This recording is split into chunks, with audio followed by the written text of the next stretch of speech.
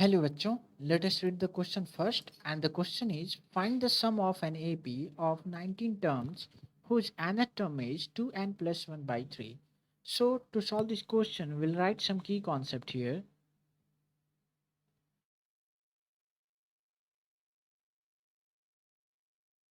Key concept is that the formula by which we can find out the sum till the nth term. Okay, so suppose this any series is in the AP, then we can use this formula to find out the sum.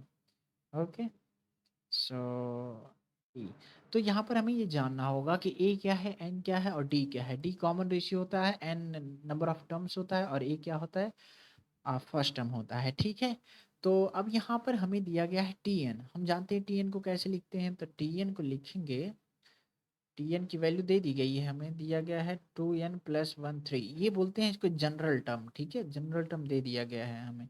अब general term की मदद से हम N की value 1 2 3 रख करके कहाँ तक रखना है, 19 टर्म है तो 19 तक रखेंगे। ठीक है, तो इसको रख के हम फाइंड आउट कर सकते हैं कि कितने पूरी सीरीज को, एपी की सीरीज को ही फाइंड आउट कर सकते हैं। ठीक है, तो बारी बारी से रखेंगे। मान लीजिए पहले 1 रखते हैं तो क्या आएगा, 2 × 1 + 1/3 होगा। ठीक है, तो ये क्या आ रहा है, ये आ जाएगा आपका 2 1 3 3 3 1 आ जा रहा है। ठीक, ठीक है।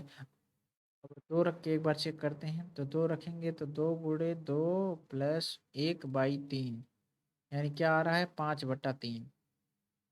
ऐसे ही T3 रखते हैं, 2 × 3 + 1/3 यानी कितना आ जा रहा है, 2 3 6 1 7 7/3 आ रहा है। ठीक है, और ऐसे ही करके हम आगे रख देंगे। कहाँ तक ले जाके रखेंगे इस वैल्यू को, हम रख देंगे 19 तक ना, तो 19 रख देंगे। ठीक है, T19 यहाँ पर रख देंगे और देखिए क्या मिलता है, तो 2 × 19। ठीक है, 2 × 19 + 1/3 मिलेगा।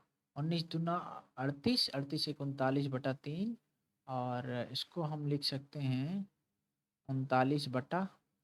ठीक है, अच्छा, तो एक जनरल केस बनाने के लिए यदि हम लिखना चाहें तो 1 को हम लिख सकते हैं जैसा कि यहाँ था 3/3 लिख सकते हैं, ताकि एक जनरल रिलेशन इस्टेब्लिश हो जाए और जिसको हम इजीली देख सकें। ठीक है, तो हम इसकी जगह पे 3/3 ही लिखेंगे।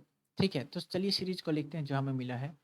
सो we have the series as 3/3 comma 5/3 comma dot dot dot, अब 7/3 comma dot dot dot till the 39/3। हम चाह सकते हैं कि इसको सिंप्लीफाई भी कर सकते हैं, बट ऐसे रहने देते हैं ताकि इससे पता चल जाए कि ये एपी में है। ठीक है, अच्छा, तो अब हमें ये देखना होगा कि फर्स्ट टर्म क्या है, लास्ट टर्म क्या है, क्योंकि सम फाइंड आउट करने के लिए हमने फार्मूला पीछे लिखा हुआ है। ठीक है, तो चलिए ये 19 टर्म है तो फार्मूला यूज करते हैं, n/2। एन की जगह 19 रखेंगे और 2a की जगह हम 3/3 यानी 1 रख दें डायरेक्ट, प्लस n-1 यानी 19 - 1 इंटू डी। डी कैसे निकालेंगे, तो डी की वैल्यू यहाँ से हम निकाल सकते हैं।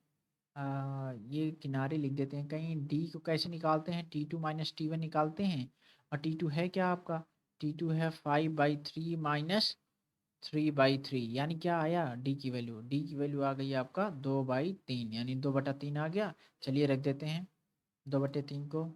ओके, तो ये हो जाएगा 2/3। ठीक है, अब इसको आगे सॉल्व करते हैं तो ये 19/2 और ये हो जाएगा 2 प्लस ये 18, 18 × 2/3 आ जाएगा। ठीक है, यहाँ से देख सकते हैं ये 3 3 3 6 18, 6 दूना 12 2 14, 19/2 इंटू 40। सो द S19 यहाँ हो जाएगा, तो 19/2 इंटू ये क्या हो जाएगा आपका 2 प्लस, और ये 6 हो जाएगा क्योंकि ये 3 6 18, 6 दूना 12 होगा ये, क्योंकि कटने के बाद 2 से मल्टीप्लिकेशन भी है तो ये 12 हो जाएगा।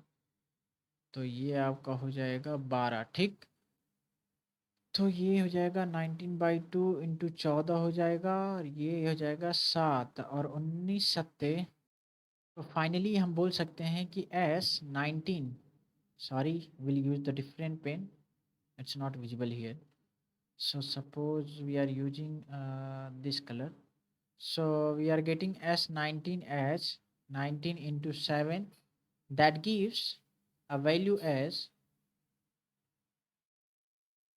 133. So this will be our final answer. So hope you understood it well. Best of luck.